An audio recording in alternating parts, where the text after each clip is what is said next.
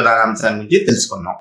అందులో భాగంగా ఒకటి నిర్మిత సంబంధిత నిరుద్యోగిత. ఇది నిర్మితి సంబంధిత నిరుద్యోగిత. దాన్ని స్ట్రక్చరల్ అన్ఎంప్లాయ్మెంట్ అంటారు. అంటే నిర్మాణాత్మక అని కూడా అని చెప్పొచ్చు మనం. నిర్మాణాత్మకమైన నిరుద్యోగిత. ఏంటి నిర్మాణాత్మక నిరుద్యోగిత అంటే ఒక దేశంలో జనాభా విపరీతంగా పెరిగేటప్పుడు, జనాభా వేగంగా పెరుగుతున్నప్పుడు ఆ పెరిగే జనాభాకు గమనశీలత లేకపోవడం వల్ల, గమనశీలత అంటే ఏం చెప్పాను, ఒక ప్రాంతం నుంచి మరొక ప్రాంతానికి తరలి వెళ్ళలేకపోవడం వల్ల, గమనశీలత లేకపోవడం వల్ల ఏమవుతుంది, ఒకే ప్రాంతంలో ఎక్కువ మంది శ్రామికులు ఉంటారన్నమాట. అంటే శ్రామిక డిమాండ్ కంటే శ్రామిక సప్లై అధికంగా ఉండటం వల్ల ఆర్థిక వ్యవస్థలో ఏర్పడే నిరుద్యోగిత. ఇక్కడ వేగంగా ఆ వేగంగా పెరిగే జనాభా ఉపాధి లేని ప్రాంతం నుంచి ఉపాధి ఉన్న ప్రాంతానికి తరలి వెళ్ళే అవకాశం లేకపోవడం, గమనశీలత లేకపోవడం అన్నమాట. సో దీనివల్ల ఏమవుతుంది, అదే ప్రాంతంలో ఏదైతే ప్రాంతం ఉందో అక్కడే శ్రామికుల యొక్క సప్లై ఎక్కువ ఉంటుంది, వాళ్ళకి డిమాండ్ ఉండదు. అంటే డిమాండ్కి ఎంత అయితే కావాలో అంతకంటే ఎక్కువ మంది శ్రామికులు ఉండటం వల్ల ఏర్పడే నిరుద్యోగితను మనం ఇది నిర్మిత సంబంధిత లేదా నిర్మాణ సంబంధమైన నిరుద్యోగిత అంటాం. సో ఇలాంటిది ఎందుకు ఏర్పడుతుంది అంటే మూలధన సంచయన రేటు తక్కువగా ఉండటం వల్ల, మూలధన సంచయన రేటు తక్కువగా ఉన్నందువల్ల ఉద్యోగ అవకాశాలు పరిమితంగా ఉంటాయి. ఇలాంటి నిరుద్యోగిత మనం ఇది మన భారతదేశంలో ప్రధానంగా కనిపిస్తుంది. ఎందుకు ఏర్పడుతుందంటే ఇది నిర్మాణ సంబంధమైన నిరుద్యోగిత అంటే ఎందుకు ఏర్పడుతుంది, మూలధన సంచయన రేటు అంటే మూలధన కల్పన రేటు తక్కువగా ఉంది. సో కాబట్టి మూలధన కల్పన రేటు తక్కువగా ఉన్నప్పుడు ఏమైందంటే కొత్త ఉత్పత్తి సంస్థలని మనం ఏర్పాటు చేయడం అనేది కష్టంతో కూడుకుంటుంది. కాబట్టి కొత్త ఉత్పత్తి సంస్థలు, కొత్త పారిశ్రామిక సంస్థలు రానప్పుడు మరి ఉపాధి అవకాశాలు పెరుగుతాయా, పెరగపోవడం వల్ల ఏమవుతుంది, ఈ పెరిగే జనాభాకు కావాల్సిన ఉపాధి అవకాశాలు దొరకక మరియు వీళ్ళు గమనశీలత లేకపోవడం వల్ల, అంటే ఒక ప్రాంతం నుంచి మరి ప్రాంతానికి అంతగా వీళ్ళలో నైపుణ్యాలు, సామర్థ్యము లేదా ఇంకా నిరక్షరాస్యత వల్ల వేరే ప్రాంతానికి తరలి వెళ్ళలేరు వీళ్ళు. సో ఆ సందర్భంగా ఏమైతుందంటే ఏర్పడే నిరుద్యోగిత. సో ఇది మరి అక్కడ ఎందుకని ఉన్న ప్రాంతంలో ఎందుకని ఉద్యోగ అవకాశాలు కల్పించడానికి మరి ఏం కావాలి, పారిశ్రామిక సంస్థలు కావాలి. మరి అవి ఎందుకు ఏర్పాటు చేయలేకపోతే మూలధన కల్పన రేటు అనేది తక్కువగా ఉంటుంది. సో మూలధన కల్పన రేటు తక్కువ ఉంది కాబట్టి ఉపాధి అవకాశాలు పెంచే పరిశ్రమను మనం ఏర్పాటు చేయలేకపోతున్నాం. సో దానివల్ల ఏర్పడుతుంది ఇది నిర్మాణ సంబంధమైన నిరుద్యోగిత. అంటే ఆర్థిక వ్యవస్థ నిర్మాణంలో కొంత లోపాలు ఉండటం వల్ల ఏర్పడే నిరుద్యోగితగా దీన్ని మనం భావించవచ్చు. ఇది నెంబర్ 1. ఇంకా సెకండ్ వన్ అల్ప ఉద్యోగిత. ఏంటిది అల్ప ఉద్యోగిత? ఏంటి అల్ప ఉద్యోగిత అంటే శ్రామికులు అల్ప ఉద్యోగిత అంటే వారికి పని దొరుకుతుంది కానీ వారి శక్తి సామర్థ్యాలు అభిలషణీయమైన రీతిలో ఉపయోగించబడవు. అంటే ఉపాధి దొరికింది శ్రామికుడికి కానీ ఆ ఉపాధి ఎట్లుంటుంది, వాడి యొక్క పూర్తి సామర్థ్యం మేరకు వాడికి అభిలషణీయ స్థాయిలో ఆ పని దొరకకపోవడం. ఎగ్జాంపుల్ ఏంటి, ఒక వ్యక్తికి రోజుకి 8 గంటలు పని చేయగలిగే సామర్థ్యం ఉంది, రోజు వాడు 8 గంటలు పని చేయగలుగుతాడు. కానీ అతని యొక్క శక్తి సామర్థ్యాలని అంటే అతనికి ఎన్ని గంటల పని దొరుకుతుంది అనుకుందాం, 3 లేదా 4 గంటలకే, 4 గంటలు మాత్రమే ఆ యొక్క పని దొరికినప్పుడు లేదా అతని శక్తి సామర్థ్యాలు ఆ 3-4 గంటలకే పరిమితమైనప్పుడు ఏర్పడే నిరుద్యోగితను లేదా మనం అల్ప ఉద్యోగిత అంటాం. అంటే కొంతకాలం అంటే అల్పంగా ఉంటుండు అక్కడ ఉద్యోగిత అవకాశాలు, మిగతాదంతా కూడా నిరుద్యోగితగా ఉంటుంది అనమాట. అంటే ఒక వ్యక్తి సామర్థ్యం మేరకు పని లభించకపోవడం. అంటే 8 గంటలు పని చేయగలిగే సామర్థ్యం ఉన్నప్పటికీ కేవలం 4 గంటలే పని దొరుకుతుంది, మిగతా 4 గంటలు ఏమైతుంది నిరుద్యోగిగా ఉంటాడు. అంటే ఇప్పుడు అల్ప ఉద్యోగిత అంటే సగం మాత్రమే ఉద్యోగ అవకాశం పొందుతుండు, మిగతా 4 గంటలు నిరుద్యోగిగా ఉంటుంది అనమాట. సో ఇలాంటిదాన్ని మనం అల్ప ఉద్యోగిత అంటాం. ఏంటి ఇక్కడ మళ్ళీ ఒకసారి, ఒక వ్యక్తి తన యొక్క సామర్థ్యం మేరకు పని లభించకపోవడం, అంటే 8 గంటలు పని చేసే సామర్థ్యం ఉంటే అతని యొక్క సామర్థ్యాన్ని, శక్తిని కేవలం ఎన్ని గంటలు 3-4 గంటలకే పరిమితం చేయడాన్ని మనం అల్ప ఉద్యోగితగా ఉన్నట్లు భావిస్తాము. అంటే మిగతా అల్ప ఉద్యోగిత అంటే కొద్దిగా మాత్రమే ఉండు ఉద్యోగ అవకాశాలు పొందిండు అనేది ఒక అంశం అన్నమాట. ఇంకా మూడో అంశము ప్రత్యన్న నిరుద్యోగిత. ప్రచ్ఛన్న నిరుద్యోగిత, డిస్గస్డ్ అన్ఎంప్లాయ్మెంట్. ఏంటి ప్రచ్ఛన్న నిరుద్యోగిత అంటే? అంటే ఒక ఉత్పత్తి ప్రక్రియలో అవసరానికంటే ఎక్కువ మంది శ్రామికులు ఉన్నట్టయితే వారిని ప్రచ్ఛన్న నిరుద్యోగులు అంటారన్నమాట. వాళ్ళని ప్రచ్ఛన్న నిరుద్యోగులు అంటే పనిచేస్తున్న మొత్తం శ్రామికుల్లో కొంతమందిని తొలగించినప్పటికీ ఉత్పత్తి ఏమాత్రం తగ్గదు. అలాంటి వారిని మనం ప్రచ్ఛన్న నిరుద్యోగులు అంటాం. అయితే వీరి యొక్క ఉపాంత ఉత్పాదకత శూన్యంగా ఉంటుంది. ఉపాంత ఉత్పాదకత శూన్యంగా ఉంటుంది. ఇది ప్రధానంగా మనకి అభివృద్ధి చెందుతున్న దేశాల్లో వ్యవసాయ రంగంలో కనిపిస్తుంది. ఇది వ్యవసాయ రంగంలో కనిపిస్తుంది. ఏంటి ప్రచ్ఛన్న నిరుద్యోగులు అంటే? అంటే ఒక ఉత్పత్తి ప్రక్రియలో అవసరానికంటే ఎక్కువ మంది శ్రామికులు పనిచేస్తున్నట్టయితే ఆ అదనంగా ఉన్న శ్రామికులు మనం ప్రచ్ఛన్న నిరుద్యోగులు అంటాం. ఈ యొక్క ప్రచ్ఛన్న నిరుద్యోగుల యొక్క ఉపాంత ఉత్పాదకత ఎట్లా? శూన్యము. ఫర్ ఎగ్జాంపుల్ మనం మీకు అర్థం కావడం కోసం ఇక్కడ చూద్దాం. ఇది ప్రధానంగా వ్యవసాయ రంగంలో ఉంటుందంట మన భారతదేశంలో.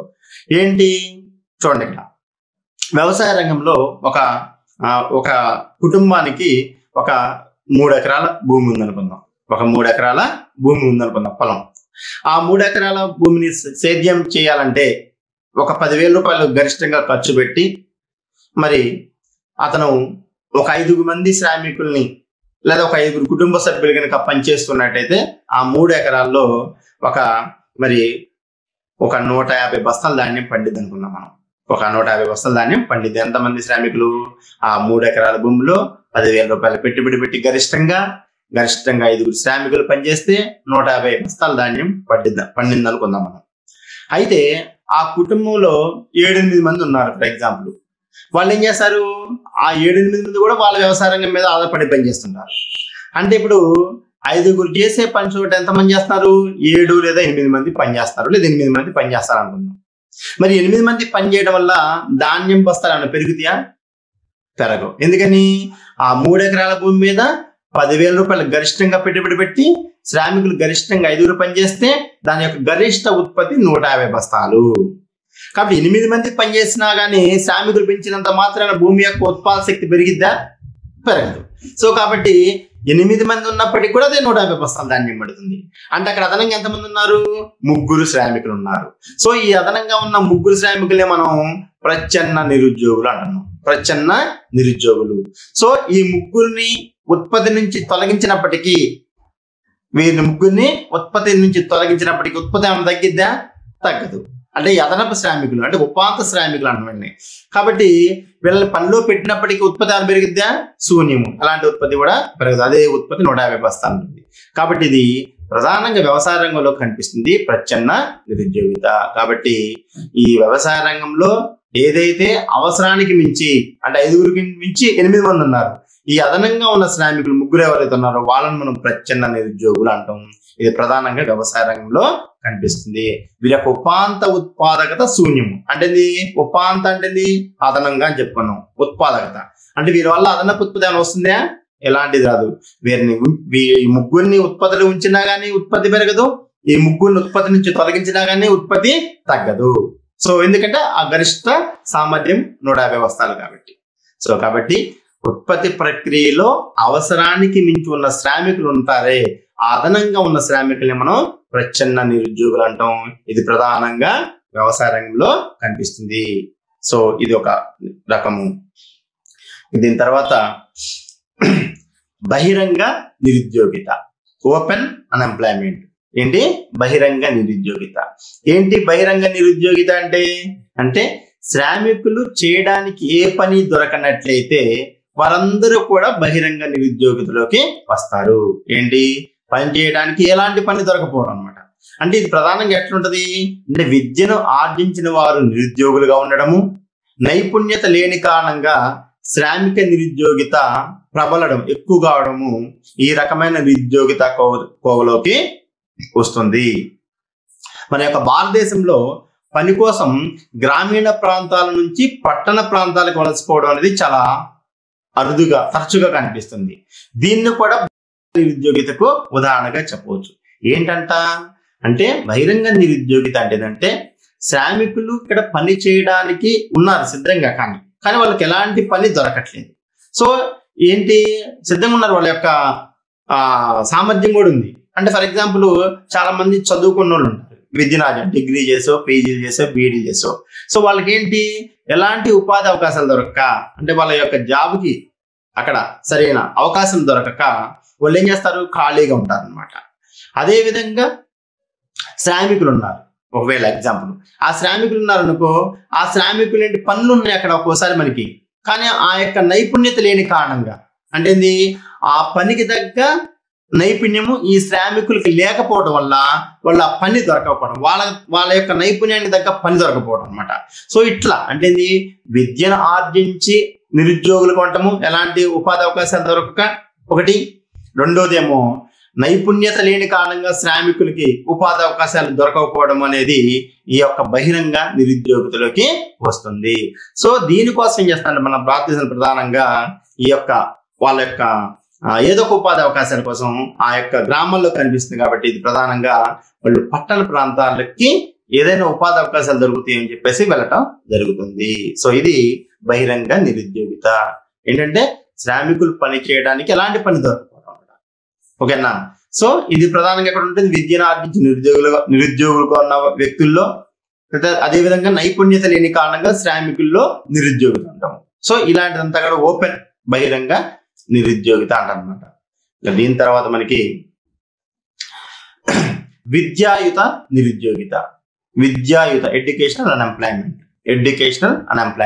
ఏంటి విద్యాయుత నిరుద్యోగిత అంటే, విద్యను ఆర్జించి శిక్షణ పొంది నైపుణ్యత కలిగిన వ్యక్తికి అతని అర్హతలకు అనుగుణంగా ఉద్యోగం దొరకనట్లయితే ఆ వ్యక్తిని విద్యను ఆర్జించిన నిరుద్యోగి అంటారు.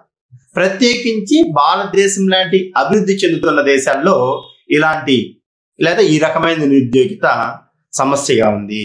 ఏంటి ఇక్కడ విద్యాయుత నిరుద్యోగిత అంటే, విద్యను ఆర్జించి శిక్షణ పొంది నైపుణ్యత కలిగి అతని అర్హతలకు తగ్గ ఉద్యోగం దొరకకపోవడము. సో అతన్ని విద్యను ఆర్జించిన నిరుద్యోగిత అన్నాం. అంటే ఫర్ ఎగ్జాంపుల్ ఇక్కడ ఒక వ్యక్తి ఉన్నాడు, డిగ్రీ చేసిండు, తర్వాత ఎంఏ చేసి పీజీ చేసిండు, బీఈడీ చేసిండు అనుకుందాం. ఫర్ ఎగ్జాంపుల్ బీఈడీ చేసింది, ఇక్కడ శిక్షణ పొందిండు, టీచర్ శిక్షణ, ఉపాధ్యాయ శిక్షణకి అతను అన్ని అర్హత సాధించి రెడీగా ఉన్నాడు. కానీ అక్కడ ఏమైంది, అతని యొక్క నైపుణ్యతకు తగ్గ ఉద్యోగం దొరకక అతను ఏం చేస్తాడు, అతను టీచర్గా కావాలి అక్కడ, కానీ అక్కడ టీచర్ అవకాశాలు లేవు. ఉపాధ్యాయానికి సంబంధించిన అవకాశాలు లేక ఖాళీగా ఉన్నాడు.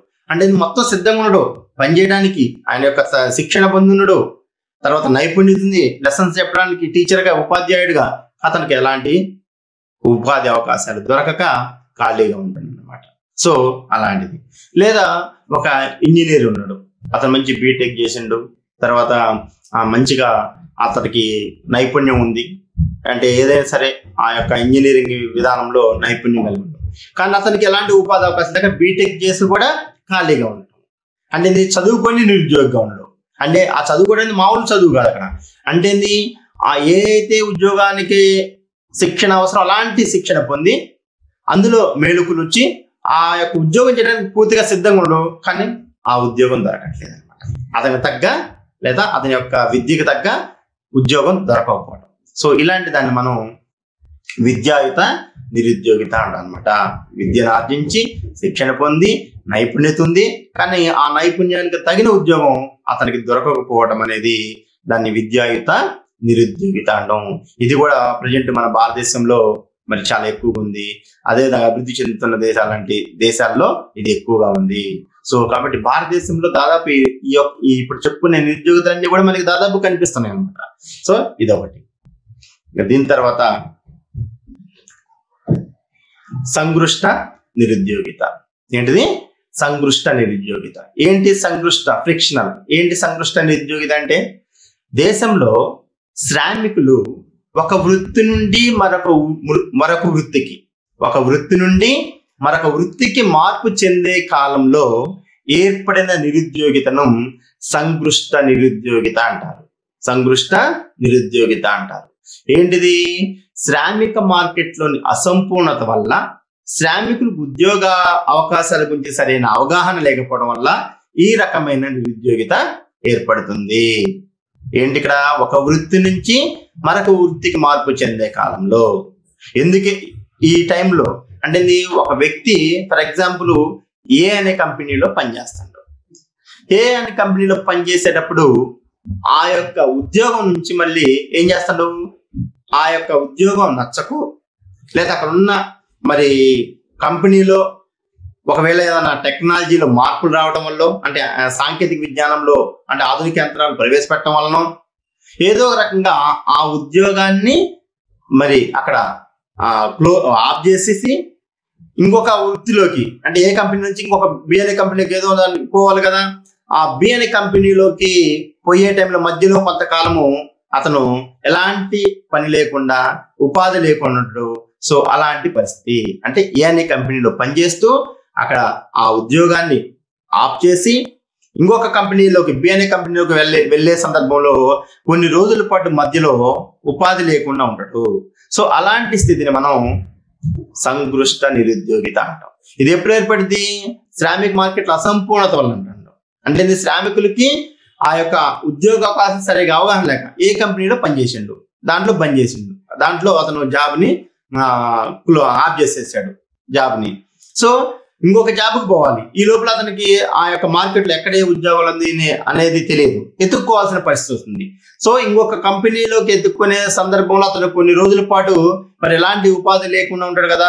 సో అలాంటిదని మనం సంగృష్ట నిరుద్యోగిత అంటాం. ఇది ఏ సందర్భంలో ఏర్పడుతుంది అంటే పరిశ్రమల్లో ఏదన్నా పరిశ్రమ ఉన్నప్పుడు ఆ పరిశ్రమలో ఏం చేస్తారు, పాత యంత్రాల స్థానంలో కొత్త యంత్రాలను ప్రవేశపెట్టే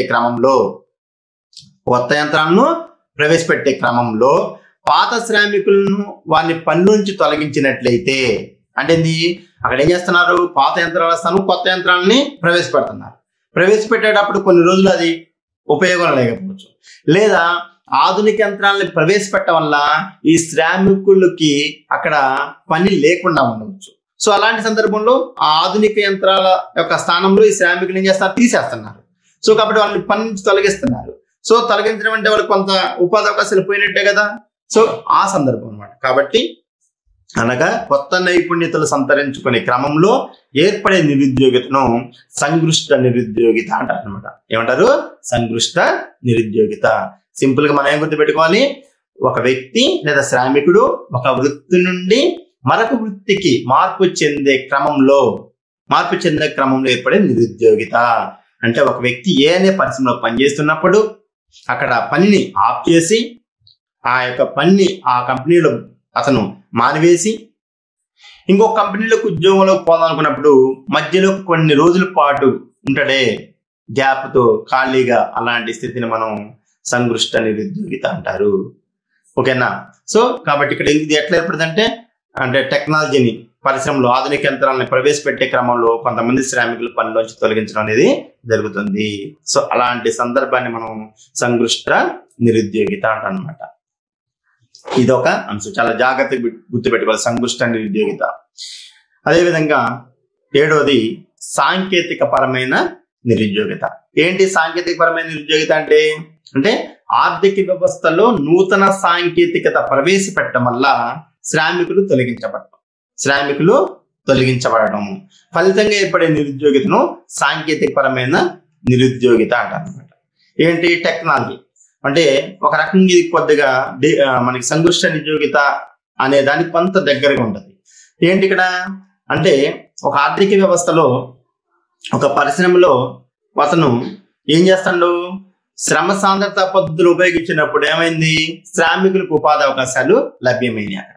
కానీ ఆ యొక్క సంస్థ ఏం చేసింది, శ్రమ సాంద్రత పద్ధతుల బదులు మూలధన సాంద్రత పద్ధతులు ప్రవేశపెడదాం అనుకుంది. అంటే శ్రామికుల స్థానంలో ఏం చేసింది, నూతన యంత్ర పరికరాలని కంప్యూటర్స్ ని ఉపయోగిద్దాం అనుకుంది.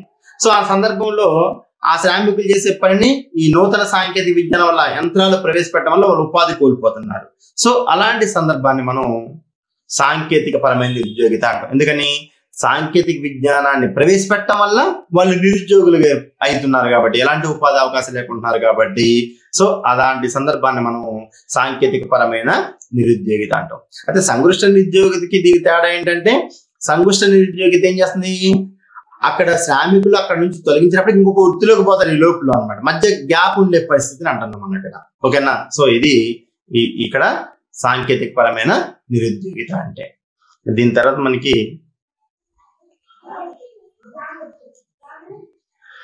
ఋతు సంబంధమైన నిరుద్యోగిత. ఏంటి ఋతు సంబంధమైన నిరుద్యోగిత అంటే? ఇది ప్రధానంగా ఇది కూడా వ్యవసాయ రంగంలో ఉంటుంది అనమాట. ప్రధానంగా ఇది కూడా ఎట్లా ఋతు సంబంధమైన సీజనల్ అన్ఎంప్లాయ్మెంట్.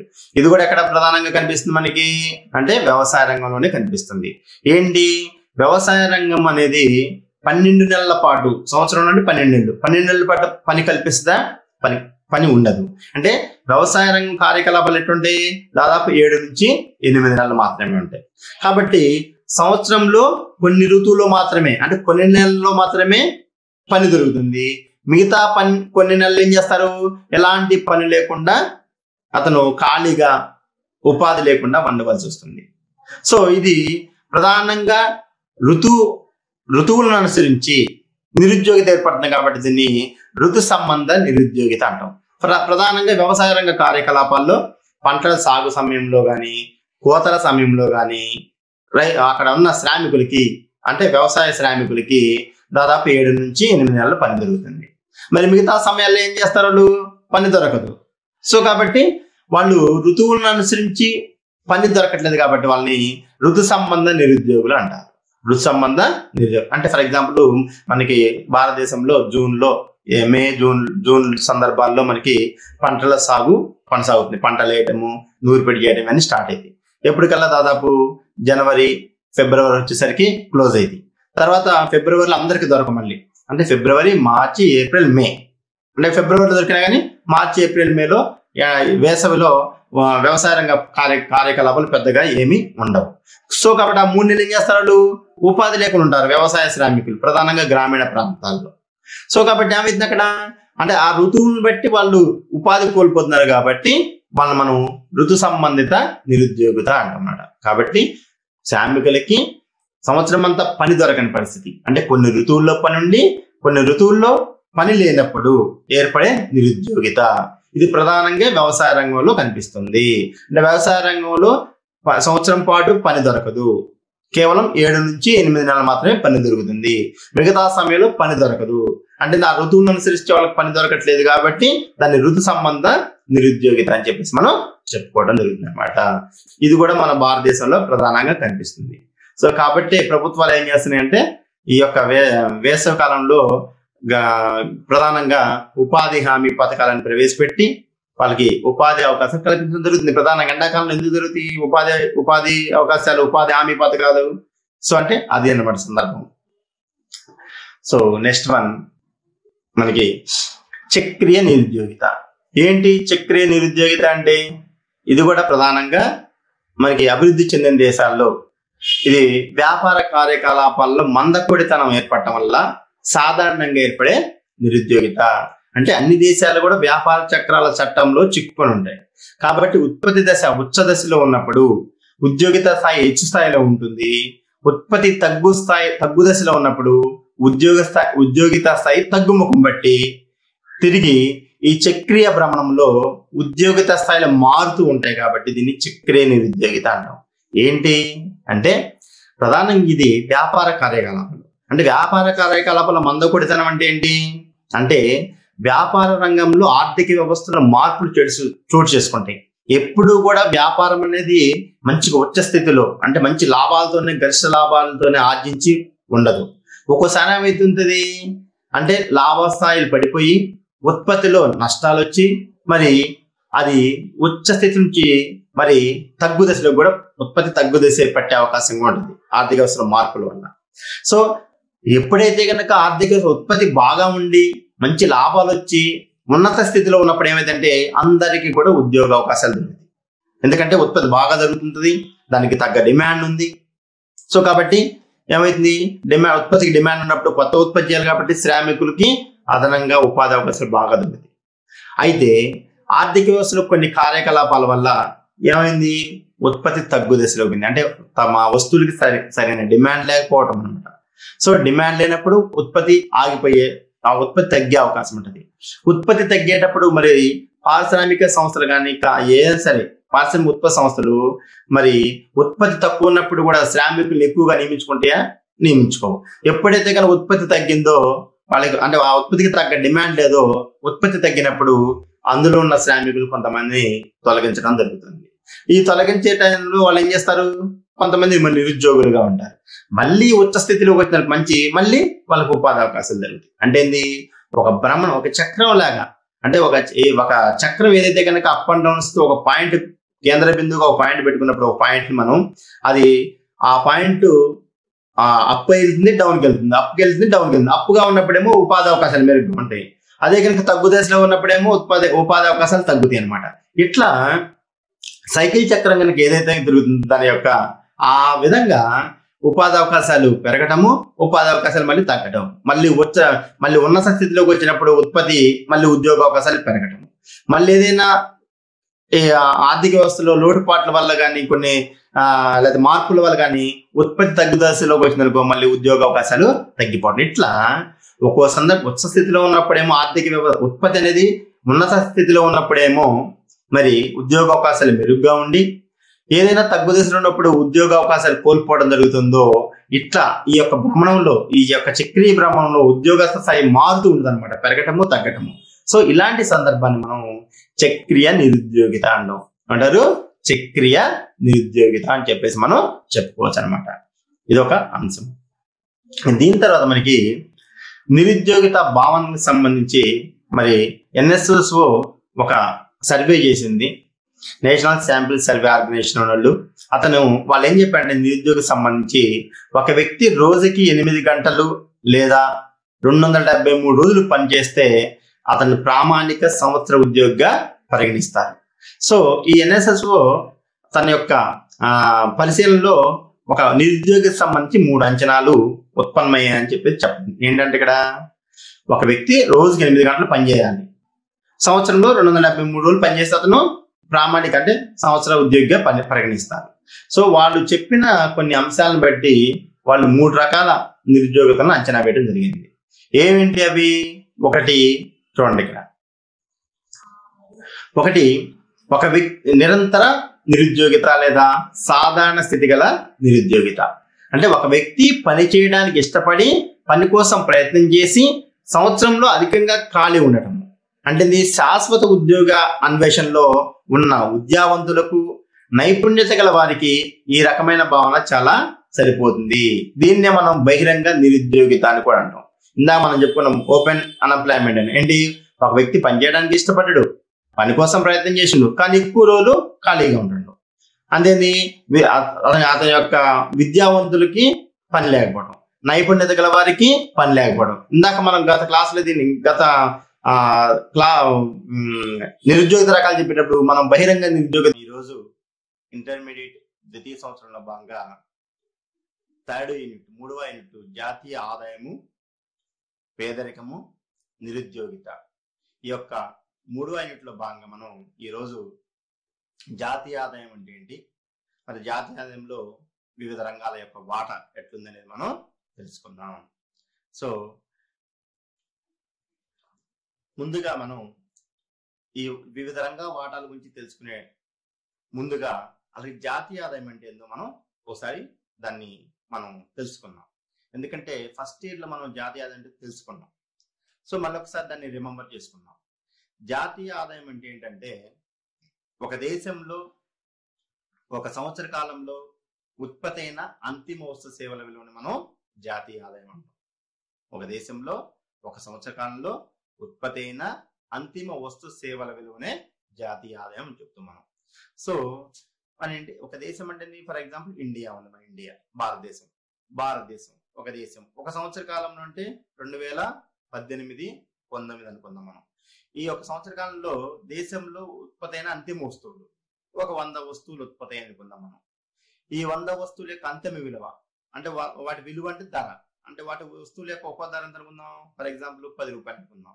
సో ఈ 100 × 10 అంటే 1000 రూపాయలు. ఇది జాతీయ ఆదాయము. అంటే ఒక దేశంలో ఒక సంవత్సర కాలంలో ఉత్పత్తి అయిన అంతిమ వస్తు సేవల విలువనే మనం జాతీయ ఆదాయం అంటాం. అయితే మరి ఎందుకు మనం జాతీయ ఆదాయం తెలుసుకుంటే ఒక దేశ అభివృద్ధి గురించి తెలుసుకోవడం జాతీయ ఆదాయం అనేది అవసరం. అయితే మన దేశంలో వివిధ అంటే అనేక సంస్థలు, అనేక వృత్తులు, అనేక కార్యకలాపాల ద్వారా మనకి వస్తువులు సేవలు ఉత్పత్తి అవుతుంది. సో అనేక వస్తు సేవల ఉత్పత్తుల్ని మనం ప్రధానంగా వాటి ఏం చేస్తుంటే మూడు వర్గాలుగా విడగొట్టాము. అంటే మన దేశంలో తయారయ్యే వస్తు సేవలని ఏం చేస్తున్నాం, మనం ఆ ఉత్పత్తిని 3 రంగాలుగా కేటాయించుకున్నాం. సో ఆ 3 రంగాల ద్వారా ఎంత వస్తుంది ఆదాయం దేశానికి అనేది మనం ఇక్కడ తెలుసుకున్నాం అనమాట. కాబట్టి జాతీయ ఆదాయంలో వివిధ రంగాల యొక్క వాటా ఏంటి అనేది మనం ఈ రోజు క్లాస్ లో తెలుసుకోబోతున్నాం. సో అందులో భాగంగా మొదటిది ప్రాథమిక రంగపు వాటా. నెంబర్ 1 ఏంటి, జాతీయ ఆదాయంలో ప్రాథమిక రంగపు వాటా ఎంత ఉంది, ప్రాథమిక రంగ వాటా ఎంత ఉందో మనం తెలుసుకుంటున్నాం. ఏంటి ప్రాథమిక రంగం అంటే ఇక్కడ మనకి అందులో వ్యవసాయము మరియు వ్యవసాయ అనుబంధ వృత్తులైన అడవులు గాని, ఉద్యానవనాలు గాని, మత్స్య పరిశ్రమలు గాని, లేదా మరి చేపల పశువుల పెంపకం గాని, ఇవన్నీ కూడా మనకి ప్రాథమిక రంగంలో భాగంగా ఉంటాయి అన్నమాట. ఎందుకని దీన్ని ప్రాథమిక రంగం అంటున్నాం అంటే ప్రజలు అంటే జనాభాకి ప్రధానంగా కావాల్సిన అంటే జీవించడానికి కావాల్సిన ప్రధానమైనది ఆహారం. ఈ ఆహారం ఎక్కడి నుంచి వస్తుంది, మనకి కావాల్సిన ఆహార ధాన్యాలు కానీ ఇవన్నీ కూడా అంటే వ్యవసాయ రంగం నుంచి వస్తున్నాయి. సో కాబట్టి ఈ యొక్క ప్రాథమిక రంగంలో ఈ యొక్క వ్యవసాయ రంగము, దాని అనుబంధ వృత్తులు ఇవన్నీ కూడా చేర్చడం. అంటే మనిషి జీవనానికి కావాల్సిన ప్రధానమైనది ఆహారము, ఆహార ఉత్పత్తులు. కానీ ఈ ప్రధానమైన ఆహార ఉత్పత్తులు మనకి లేకుండా మనం జీవించలేదు కాబట్టి దీన్ని మనం ప్రాథమిక రంగము, ప్రధానమైన రంగం అని చెప్పేసి మనం చెప్పుకుంటున్నాం. అయితే ఇక్కడ ఈ ప్రాథమిక రంగంలోని ఏదైతే ఉన్నాయో ఈ ప్రాథమిక రంగంలో వస్తువుల ద్వారా అంటే వాటి యొక్క ఆ ప్రాథమిక రంగం ద్వారా తయారైన వస్తు సేవల ఉత్పత్తి ద్వారా మరి దేశానికి ఆదాయము అంటే జాతీయ ఆదాయము ఎంత వస్తుంది అని తెలుసుకుంటున్నాం. మనం ఇక్కడ ఎంత వస్తుంది, ఇక్కడ జాతీయ ఆదాయంలో ప్రాథమిక రంగ వాటా 1951లో అంటే మనకి స్వాతంత్రం వచ్చిన తర్వాత మనం 1951 నుంచి కూడా ప్రణాళికలు ఏర్పాటు చేసుకున్నాం. దాని ప్రకారం ఈ యొక్క ఆదాయాన్ని అంచనా వేస్తున్నాం మనం. సో కాబట్టి 1950-51 సంవత్సరంలో ఈ యొక్క వ్యవసాయ అంటే ప్రాథమిక రంగపు వాటా 57.2% ఉంది. అంటే చాలా ఎక్కువ ఉంది, 50% కంటే ఎక్కువ ఉంది. అంటే జాతీయ ఆదాయంలో వ్యవసాయ రంగము, దాని అనుబంధ వృత్తులు అంటే ప్రాథమిక రంగ వాటా ఎంత వస్తుంది, సుమారుగా 57% వస్తుంది. అంటే 57.2%. మరి అది 2013-14 నాటికి ఎంత ఉంది అంటే 13.9% ఉంది. అంటే సుమారుగా 14% ఉంది. అంటే 57% ఉన్న జాతీయ ఆదాయం 1951లో మరి 2013-14 నాటికి ఎంత ఉంది, సుమారుగా 14% ఉంది. అయితే రీసెంట్ లెక్కల ప్రకారము 2018-19 నాటికి ఈ యొక్క ఆదాయం ఎంత ఉందంటే 16% ఉంది. అంటే 16.1% ఉంది. అంటే 50-51లో 57.2% ఉన్న ఆదాయము, జాతీయ ఆదాయానికి వచ్చే ఆదాయము ఎంత ఉంది, ఇప్పుడు జాతీయ ఆదాయంలో 16% మాత్రమే వస్తుంది. అంటే ఏమైంది, జాతీయ ఆదాయంలో ప్రాథమిక రంగపు వాటా క్రమంగా తగ్గుతుంది. ఎంత క్రమంగా తగ్గుతుంది. 57% ఉన్న ఆదాయము 16%కి పడిపోయింది దేశ ఆదాయంలో. వ్యవసాయ రంగం యొక్క ఆదాయము లేదా దాని అనుబంధ వృత్తులు ప్రాథమిక రంగం అన్నమాట చూసుకున్నట్టయితే. సో మరి ఎందుకు తగ్గుతుంది ఎట్లా అంటే వ్యవసాయ రంగంలో ప్రతికూల వాతావరణ పరిస్థితులు. ప్రతికూల వాతావరణం అనేది వ్యవసాయ రంగం అనేది ప్రధానంగా మరి ఋతుపవనాలపై ఆధారపడింది. అంటే ఋతుపవనాలపై జూదం అంటారు వ్యవసాయ రంగాన్ని జనరల్ గా. అంటే వాతావరణ పరిస్థితులు మంచిగా ఉండి ఋతువులు మంచిగా వచ్చి వర్షాలు సక్రమంగా పెడితే మరి ఆ యొక్క ప్రాథమిక రంగం అనేది ఉత్పత్తులు బాగుంటాయి. ఆహార ధాన్యాల ఉత్పత్తి కానీ, లేకపోతే కనుక దాని అనుబంధ అడవులు కానీ, లేకపోతే కనుక వర్షాలు పడి మత్స్య పరిశ్రమలు కానీ ఇవన్నీ కూడా మంచి ఉత్పత్తిని సాధించగలిగింది. కానీ మన దేశంలో వాతావరణ పరిస్థితులు ఒక్కోసారి ప్రతికూలంగా ఉంటున్నాయి. అంటే ఒక్కోసారి వరదలు వచ్చి పంటలు నష్టం చెందడం, కరువు కాటకాలు వచ్చి ఒక్కోసారి ఇబ్బంది పడటం జరుగుతుంది. సో కాబట్టి ఇలాంటి పరిస్థితుల వల్ల మరి ఈ యొక్క వ్యవసాయ రంగంలో కొన్ని ప్రతికూల పరిస్థితుల వల్ల ఒకటి, అదేవిధంగా నిర్మితపరమైన మార్పుల ఫలితంగా. నిర్మితపరమైన మార్పులు అంటే ఏంది మనం చెప్పుకున్నాం, అంటే నిర్మాణపరమైన మార్పులు. అంటే దేశంలో మరి దేశ నిర్మాణంలో కొన్ని మార్పులు చోటు చేసుకుంటున్నాయి. ఏంటి దేశ నిర్మాణంలో మార్పుల ఫలితం అంటే ఏంది అంటే మనం చెప్పుకున్నాం ఫస్ట్ లెసన్ లోనే, సెకండ్ ఇయర్ లో. ఏంటి, ఏదైనా ఒక దేశము ఆర్థిక అభివృద్ధి సాధించాలంటే ఆ యొక్క దేశాలు వ్యవసాయ రంగం నుంచి పారిశ్రామిక రంగ సేవా రంగాల వైపు మళ్ళితే, అంటే వాటి యొక్క ప్రాధాన్యత పెరిగితే దేశం అభివృద్ధి జరుగుతుంది అని చెప్పుకున్నాం మనం. అంటే ఏ దేశాల్లో అయితే కనుక వ్యవసాయేతర రంగాల ప్రాధాన్యత కలిగి ఉన్నాయో ఆ దేశం అభివృద్ధి చెందుతుందని చెప్పుకున్నాం. కాబట్టి మనం దేశాన్ని అభివృద్ధి వైపు తీసుకువెళ్లడంలో మన యొక్క దేశ నిర్మాణ క్రమంలో వాటి యొక్క ప్రాధాన్యత పెంచుకున్నాం. అంటే దీని యొక్క ప్రాధాన్యత పెంచినప్పటికీ వాటి యొక్క ఇంపార్టెన్స్ పెరుగుతూ వస్తుంది. సో కాబట్టి ఈ యొక్క నిర్మితపరమైన మార్పుల ఫలితంగా వ్యవసాయ రంగ వాటాలో మరి తగ్గుదల అనేది వేగంగా సంభవించిందని చెప్పేసి మనం చెప్పుకోవచ్చు.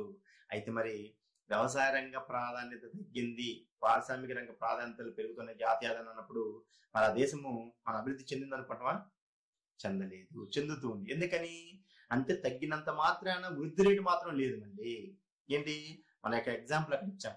మన ప్రణాళిక కాలంలో వ్యవసాయ రంగ వృద్ధి రేటు సగటున 2.7% మాత్రమే, అంటే చాలా తక్కువ ఉంది వృద్ధి రేటు. అంటే వ్యవసాయ రంగ వాటా తగ్గుతుందంటే దాని యొక్క గ్రోత్ రేట్ ఎక్కువ ఉన్నట్టయితే మనం అభివృద్ధి సాధించినట్టు. కానీ ఆ యొక్క వ్యవసాయ రంగంలో ఇంకా మనం చాలా టెక్నాలజీని కానీ అంటే ఆధునిక సాంకేతిక విజ్ఞాన పరికరాన్ని ప్రవేశపెట్టవలసిన అవసరం ఉంది. సో కాబట్టి మనం ఈ యొక్క వ్యవసాయ రంగాన్ని ఇంకా అభివృద్ధి చేయవలసిన అవసరం అనేది ఉందని మనం చెప్పుకోవచ్చు. సో కాబట్టి ఇది ఒకటి. సో దీనికి సంబంధించిన మనం ఒక పిక్చర్ కూడా అక్కడ పెట్టాం. వ్యవసాయ రంగానికి సంబంధించింది, పశువులకు సంబంధించింది, మత్స్య పరిశ్రమ, చేపలు పెట్టడం అనేది చూపించడం జరిగింది. సో కాబట్టి ఇది ఒక అంశము. కాబట్టి జాతీయ ఆదాయంలో ఈ యొక్క ప్రాథమిక రంగ వాటా అనేది క్రమంగా తగ్గుతూ వస్తుంది. సో ఇది ఒక అంశము. ఇంకా రెండో అంశం చూసుకున్నట్టయితే ద్వితీయ రంగపు వాటా. ఏం చెప్పుకున్నాం మనం? ఆర్థిక వ్యవస్థలో వస్తు సేవల ఉత్పత్తిని బట్టి 3 రంగాలు చేసినాం. ప్రాథమిక రంగము, ద్వితీయ రంగము, తృతీయ రంగం అని 3 రంగాలుగా చేసినాం. సో ఆ 3 రంగాల్లో ఫస్ట్ ఇప్పుడు మనం ప్రాథమిక రంగము చర్చించినాం. రెండో అంశం ఏంటి? ద్వితీయ రంగము. ద్వితీయ రంగము ఏంటి? ద్వితీయ రంగం అంటే ఇందులో ఏమేమి ఉత్పత్తి కార్యక్రమాలు తీసుకున్నాం, ఏమేమి ఉత్పత్తి వ్యవహారాలు తీసుకున్నాం అంటే ఇందులో గనులు మరియు క్వారీయింగ్, వస్తు తయారీ పరిశ్రమలు, నిర్మాణ పరిశ్రమలు, విద్యుత్, గ్యాస్, నీటి సరఫరా మొదలగు ఇంకా చాలా ఉన్నాయి అన్నమాట. ఇవన్నీ కూడా మనకి ద్వితీయ రంగంలో వస్తాయి. ఏంటి? ప్రధానంగా ఉత్పత్తి రంగం అన్నమాట. ఇది పారిశ్రామిక ఉత్పత్తులు వస్తాయి ప్రధానంగా. ఏంటి? గనులు మరియు క్వారీయింగ్, వస్తు తయారీ పరిశ్రమలు, నిర్మాణ పరిశ్రమలు, అదేవిధంగా విద్యుత్తు, గ్యాస్, నీటి సరఫరా మొదలగునవి ఇవన్నిటి కలిపి మనం ద్వితీయ రంగంలో చెప్పుకోవడం జరుగుతుంది. సో అంటే పారిశ్రామిక రంగము దాని యొక్క అనుబంధ సంబంధించిన విషయాలన్నీ కూడా ద్వితీయ రంగంలో ఉంటాయి.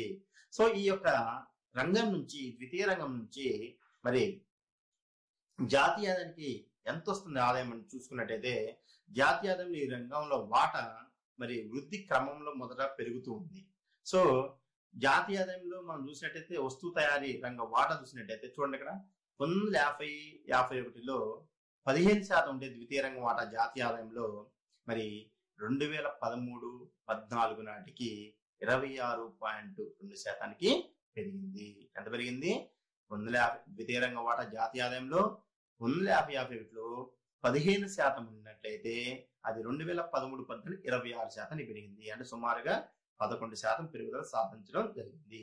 అయితే మనకి రీసెంట్ లెక్కల ప్రకారము మనకి 2018-19 నాటికి దీని యొక్క వాటా అంటే జాతీయంలో ద్వితీయ రంగ వాటా ఎంత ఉందంటే దాదాపు 29.6%, అంటే దాదాపు 30%గా ఉంది. 29.6% అంటే ఏమైంది? ఇక్కడ కొంత పెరిగింది. అంటే 15% ఉన్న ఆదాయం జాతీయ ఆదాయంలో 30% దాదాపు 30% పెరిగింది. అంటే 15 నుంచి 30% పెరిగింది. అంటే మనం ఏం చేసినట్టు ద్వితీయ రంగంలో కొంత అభివృద్ధిని సాధిస్తున్నాము. ద్వితీయ రంగం ఏం చేస్తున్నాం? మనం కొంత అభివృద్ధిని సాధించగలుగుతున్నాం అని చెప్పేసి మనం చెప్పుకోవచ్చు. అయితే ఈ యొక్క ద్వితీయ రంగంలో మరి జాతీయ ఆదాయం పెరుగుతుంది, కానీ ప్రధానంగా ఏ రంగాల ద్వారా ఎక్కువ ఆదాయం వస్తుంది? ద్వితీయ రంగంలో కూడా అంటే మనకి వస్తు తయారీ సంబంధించిన పరిశ్రమలు, నిర్మాణ రంగ పరిశ్రమలు ఉన్నాయే వాటి ద్వారా మరి ఈ యొక్క ద్వితీయ రంగంలో వాటా అనేది ఎక్కువగా ఉంటుంది. దాని యొక్క భాగం అనేది ఎక్కువగా ఉంటుంది. సో కాబట్టి ఇట్లా మనం మరి ద్వితీయ రంగం అనేది క్రమేపీ అభివృద్ధి చెందుతుందని చెప్పేసి మనం చెప్పుకోవచ్చు. అంటే ఇంకా అభివృద్ధి చెందాలి, ద్వితీయ రంగం అనేది ఇంకా అభివృద్ధి సాధించాలి. దీని వాటా జాతీయ ఆదాయంలో పెరుగుతూ ఉన్నట్లయితే మనం అభివృద్ధి వైపు వెళ్తున్నట్టు. సో కాబట్టి ఇది ఒక అంశము. కాబట్టి జాగ్రత్త గుర్తుపెట్టుకోండి. ద్వితీయ రంగం అంటే మనకి గనులు, క్వారీయింగ్, వస్తు తయారీ, నిర్మాణ పరిశ్రమలు, విద్యుత్, గ్యాస్.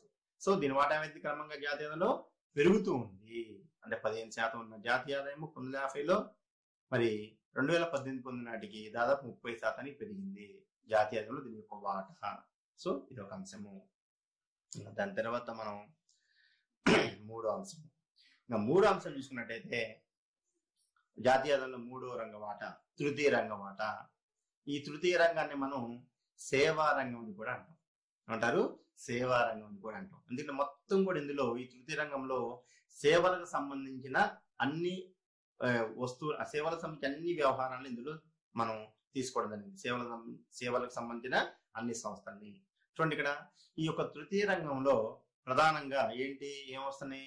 వ్యాపారము, తర్వాత రవాణా అంటే అన్ని రకాల రవాణా సౌకర్యాలు, కమ్యూనికేషన్స్ అంటే సమాచార సాధనకు సంబంధించి, స్టోరేజీ నిల్వలు, అదేవిధంగా బ్యాంకింగ్, అదేవిధంగా బీమా, అదేవిధంగా రియల్ ఎస్టేట్, అదేవిధంగా సామాజిక మరియు వైయక్తిక సేవలు, ఇవన్నీ కూడా మనం తృతీయ రంగంలో భాగంగా చెప్పుకుంటున్నాం. ఏమిటి? వ్యాపారము, రవాణా రంగము, కమ్యూనికేషన్స్, స్టోరేజ్, బ్యాంకింగ్, బీమా, రియల్ ఎస్టేట్, సామాజిక మరియు వైయక్తిక సేవలు. అంటే మరి ఏదైతే సేవలు అందిస్తున్నాయో ఆ సేవలు అందించే అన్ని సంస్థలు కూడా మనం తృతీయ రంగంలో భాగంగా చెప్పుకుంటున్నాం. అంటే తృతీయ రంగం యొక్క ప్రధానంగా ఇది సేవలు అందిస్తుంది. సో బ్యాంకింగ్ మనకి సేవలు అందిస్తుంది, బీమా సంస్థ సేవలే. అదే రవాణా రంగం కూడా మనకి సేవలు అందిస్తుంది, వ్యక్తుల్ని మరొక చోటు చేరవేయడానికి, అదేవిధంగా వస్తు సేవలను ఒక చోటు నుంచి మరొక చోటు చేరవేయడానికి సేవా రంగం పడుతుంది. సో కాబట్టి ఈ యొక్క సేవా రంగం అనేది చాలా ప్రధానమైన పాత్ర వహిస్తుంది. అంటే ప్రాథమిక ద్వితీయ రంగాల అభివృద్ధికి సేవా రంగం అనేది చాలా తోడ్పడుతుంది. సేవా రంగం కనుక ఎక్కువగా అభివృద్ధి సాధిస్తే అటు ప్రాథమిక రంగము అభివృద్ధి చెందుతుంది, అదేవిధంగా ద్వితీయ రంగం కూడా అభివృద్ధి చెందుతుంది. ఎగ్జాంపుల్ ఎట్లా? ఇప్పుడు మనం తృతీయ రంగంలో చెప్పుకున్న బ్యాంకింగ్, బీమా అనుకుంటాను. అంటే బ్యాంకింగ్ సంస్థలు ఏం చేస్తున్నాయి?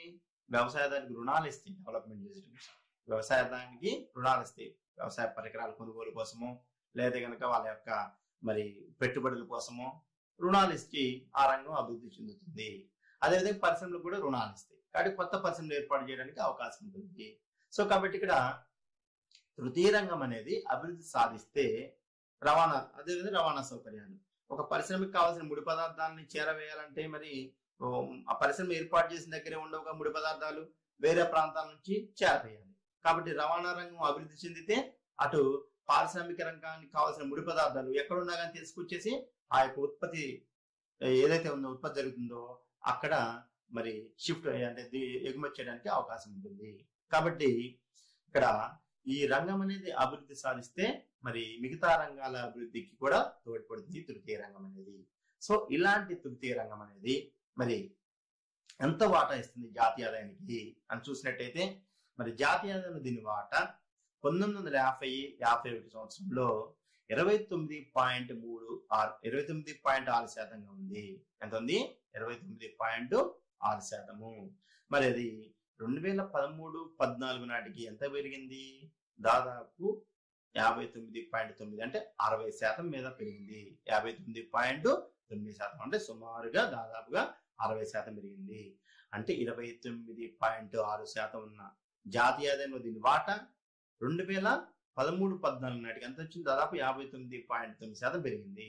అయితే మరి రీసెంట్ గా లెక్కల ప్రకారం చూసినట్టయితే మనకి దీని యొక్క వాటా ఎంత ఉంది? 2018-19 నాటికి 54.3%గా ఉంది. అంటే 29 మనం చూసుకున్నప్పుడు కొంత 2013-14 కొంత పెరిగినప్పుడు కొద్దిగా తగ్గినప్పటికీ కానీ టోటల్ గా మాత్రము 29.6% నుంచి 2018-19 నాటికి 54.3%కి పెరిగిందని చెప్పేసి చెప్పవచ్చు. అంటే ప్రాథమిక ద్వితీయ ఏదైతే మనం చెప్పుకున్నామో ప్రాథమిక రంగం వాటా ద్వితీయ రంగ వాటాల కంటే ఈ యొక్క తృతీయ రంగం వాటా అనేది ఎక్కువగా పెరిగింది. అంటే చాలా గణనీయంగా పెరిగిందని చెప్పవచ్చు. ఎందుకని అంటే ఆర్థిక అభివృద్ధిలో మరి ఆర్థిక అభివృద్ధి సాధించాలంటే ప్రధానంగా ఆర్థిక సాంఘిక సేవలైన విద్య మీద ఎక్కువ ఖర్చు చేస్తున్నారు, వైద్యం కోసం, కుటుంబ సంక్షేమం, ఎన్నిటి మీద ఎక్కువ మనం పెట్టుబడులు పెట్టడం అనేది జరుగుతుంది. కాబట్టి ఎందుకు జరుగుతుంది అంటే ఒక దేశం ఆర్థికంగా అభివృద్ధి సాధించాలంటే ప్రధానంగా విద్యా వైద్య సదుపాయాలు అనేది మెరుగుపరచుకోవాలి. ఈ విద్యా వైద్య సదుపాయాలు కూడా ఎందులో బాగున్నాయి? తృతీయ రంగంలో బాగున్నాయి, అంటే సేవా రంగంలో బాగున్నాయి. ఎందుకని? విద్య కూడా సేవలు అందిస్తుంది విద్యార్థులకు సంబంధించి, అదేవిధంగా వైద్యం కూడా ఆరోగ్యపరమైన సేవలు అందిస్తుంది. కాబట్టి ఆర్థిక అభివృద్ధిలో ప్రధానంగా అంటే మానవ వనరులు బాగా అభివృద్ధి సాధించాలంటే ఈ రెండు ఇంపార్టెంట్, విద్య వైద్యం అనేది. కాబట్టి ఆర్థిక అభివృద్ధిలో మరి ఆర్థిక సాంఘిక సేవలైన విద్య, వైద్యము, కుటుంబ సంక్షేమము మొదలగు వాటిని మనం త్వరగా విస్తరించవలసిన అవసరం ఉంది. కాబట్టి దీని యొక్క పెట్టుబడులు పెరుగుతున్నాయి దీని మీద, అంటే దీని వల్ల వచ్చే ఆదాయం కూడా ఎక్కువగా పెరుగుతుంది. సో కాబట్టి ఇట్లా మనం ఈ జాతీయ ఆదాయానికి మరి ఆ వస్తుసేవల ఉత్పత్తి జరిగిన విధానం బట్టి మనం 3 రంగాలుగా చెప్పుకున్నాం. అయితే మనం ఎందుకని మరి విడిగా చదువుతున్నాం? జాతీయ ఆదాయం వ్యవసాయ రంగ వాటా ఎంత ఉంది, మరి ప్రాథమిక రంగ వాటా ఎంత ఉంది, ద్వితీయ రంగ వాటా ఎంత ఉంది, తృతీయ రంగ వాటా ఎంత ఉంది ఎందుకు తెలుసుకుంటాం అంటే జాతీయ ఆదాయం వీటి వాటాలను బట్టి వాటి యొక్క అభివృద్ధిని తెలుసుకోవచ్చు మనం. అంటే ఏ రంగపు వాటా ఎక్కువ ఉంది, ఏ రంగపు వాటా తక్కువ ఉంది, తక్కువ ఉన్న దాన్ని మనం ఎలా పెంచుకోవాలి, దాని యొక్క వృద్ధి రేటుని, ఆ యొక్క రంగం నుంచి వచ్చే జాతీయ ఆదాయానికి వచ్చే వాటాను ఎలా పెంచుకోవాలని అంశాలను మనం దృష్టిలో పెట్టుకొని మన యొక్క ప్రభుత్వాలు ఏం చేస్తాయంటే ప్లానింగ్ అనేది చేస్తే, ప్రణాళికలు రూపొందిస్తాయి అనమాట. కాబట్టి ఇవి తెలుసుకోవడం వల్ల ఏ రంగము ఎక్కువ అభివృద్ధి సాధించింది, జాతీయ ఆదాయంలో వచ్చిన వాటాను బట్టి ఎక్కువ వాటా వచ్చిందంటే ఆ రంగము ఎక్కువ అభివృద్ధి చెందుతున్నట్టు, తక్కువ ఉందనంటే ఆ రంగము అభివృద్ధి తక్కువగా ఉన్నట్టు. కాబట్టి దాన్ని మనం పెంచవలసిన, దాని యొక్క అభివృద్ధిని మనం పెంచవలసిన అవసరం ఉంటుందనే ఉద్దేశంతో మనం వీటి యొక్క ఆదాయాలని, అంటే జాతీయ ఆదాయాలు వీటి యొక్క ఆదాయం ఎంత వస్తుంది ఆదాయం అనేది అంచనా వేయడం జరుగుతుంది. ఇది ప్రధానమైనది. అయితే ఇంకొక అంశం ఏంటంటే ఇక్కడ ఈ జాతీయ ఆదాయంలో మనం ఏం చేసినాం, ఇక్కడ ఉత్పత్తిని బట్టి అంటే రంగాల వారీగా చూసినాం. అట్లా కాకుండా కూడా జాతీయ ఆదాయానికి ఇంకొక అంశం ఉంది ఏంటంటే ప్రభుత్వ రంగము, ప్రైవేట్ రంగము. అంటే మనది మిశ్రమ ఆర్థిక వ్యవస్థ కాబట్టి ఈ మిశ్రమ ఆర్థిక వ్యవస్థలో వస్తువు ఈ యొక్క 3 రంగాల్ని అంటే ప్రాథమిక, ద్వితీయ, తృతీయ రంగాల్ని, ఈ 3 రంగాల్లో ఉత్పత్తుల్ని అటు ప్రభుత్వ రంగంలోని సంస్థలు ఉత్పత్తి చేయబడతాయి, అదేవిధంగా ప్రైవేట్ రంగంలో కూడా సంస్థలు ఉత్పత్తి చేయబడతాయి. సో అట్లా యాజమాన్యాన్ని బట్టి కూడా మనం జాతీయ ఆదాయాన్ని అంచనా వేయడం జరుగుతుంది అనమాట. అంటే జాతీయ ఆదాయానికి ప్రభుత్వ రంగం నుంచి ఎంత వస్తుంది ఆదాయము, అదేవిధంగా ప్రైవేట్ రంగం నుంచి ఎంత వస్తుంది ఆదాయం అనేది కూడా మనం అంచనా వేయడం అనేది జరుగుతుంది. అయితే సాధారణంగా మనకి మరి స్వాతంత్రం వచ్చిన కొత్తలో అంటే 1950-51లో ప్రభుత్వ రంగం వాటా మరి ఎంత ఉంది, ప్రభుత్వ రంగ సంస్థల ద్వారా వచ్చే వాటా ఎంత ఉందంటే జాతీయ ఆదాయానికి మనకి స్వాతంత్రం వచ్చే 1950 మనకి 51లో 8% ఉంది. అంటే 8% ప్రభుత్వ రంగం నుంచి జాతీయ ఆదాయానికి వస్తుంది. ఇది మనం వాటి మీద యాజమాన్యాన్ని బట్టి చెప్పుకున్నప్పుడు. అదేవిధంగా ప్రైవేట్ రంగం వాటా ఎంత ఉంది, దాదాపు 92%. అంటే ప్రభుత్వ రంగం నుంచి వచ్చే జాతీయ ఆదాయానికి వాటా అంటే ప్రభుత్వ సంస్థలు, ఉత్పత్తి సంస్థల ద్వారా వచ్చే వాటా 8% ఉంటే ప్రైవేట్ రంగం ద్వారా వచ్చే వాటా 92% ఉంది. ఎందుకంటే అప్పుడే స్వాతంత్రం వచ్చింది కాబట్టి మనకి. కాబట్టి ఆ తర్వాత ప్రణాళిక కాలంలో మన యొక్క ప్రభుత్వాలు ఏం చేసింటే ప్రభుత్వ రంగ ప్రాధాన్యతను పెంచితేనే ప్రజల సంక్షేమము అభివృద్ధి జరుగుతుందని భావించి ఆ తర్వాత ప్రణాళిక కాలంలో మరి ప్రభుత్వ రంగం యొక్క ప్రాధాన్యతను పెంచుతూ ప్రభుత్వ రంగ సంస్థ అంటే ప్రభుత్వ యాజమాన్యంలో సంస్థల్ని ఏర్పాటు చేస్తూ ప్రభుత్వ ఉత్పత్తులు చేయడం అనేది ప్రధానంగా జరిగింది. సో వాటి ఫలితంగా ఏమైందంటే మరి మనకి 2009-10 లెక్కల ప్రకారం చూసుకున్నట్టయితే ఇప్పుడు ప్రభుత్వ రంగ వాటా 8 నుంచి 21% పెరిగింది. అంటే జాతీయ ఆదాయంలో 1951లో 8% జాతీయ ఆదాయంలో ప్రభుత్వ రంగ వాటా ఉండేదల్లా ఇప్పుడు దాదాపు 2009-10 నాటికి అది 21% పెరిగింది. అంటే కొంత ఇంప్రూవ్మెంట్ సాధించము. అదే ప్రైవేట్ రంగం వచ్చేసరికి ఎంత ఉంది, సుమారు అంటే 92% ఉన్న ప్రైవేట్ రంగం వాటా జాతీయ ఆదాయంలో అది దాదాపు ఇప్పుడు ఎంత ఉందంటే 78.8 అంటే సుమారు 79%కి తగ్గింది, కొద్దిగా తగ్గింది. ఏదైనప్పటికీ ఇప్పటికీ కూడా మన యొక్క జాతీయ ఆదాయంలో ప్రభుత్వం కంటే ప్రైవేట్ రంగం ద్వారా వచ్చే ఆదాయమే ఎక్కువగా ఉందని చెప్పేసి మనం చెప్పుకోవచ్చు. సో కాబట్టి ఇట్లా మనం జాతీయ ఆదాయంలో వచ్చే వాటాలని తెలుసుకొని ఆ యొక్క రంగాల యొక్క ప్రాధాన్యతను తెలుసుకోగలుగుతున్నాము. సో కాబట్టి ఇట్లా మనం ఉత్పత్తి పరంగానేమో రంగాల వారు చూస్తున్నాం, యాజమాన్య పరంగా ప్రభుత్వ రంగము, ప్రైవేట్ రంగంలో ఎంత వస్తుందని తెలుసుకుంటాం అనమాట. సో కాబట్టి దీన్ని బట్టి మన ఆర్థిక వ్యవస్థ స్వరూపాన్ని మనం అర్థం చేసుకోగలుగుతాము. సో ఇది మనకి జాతీయ ఆదాయం వివిధ రంగాల యొక్క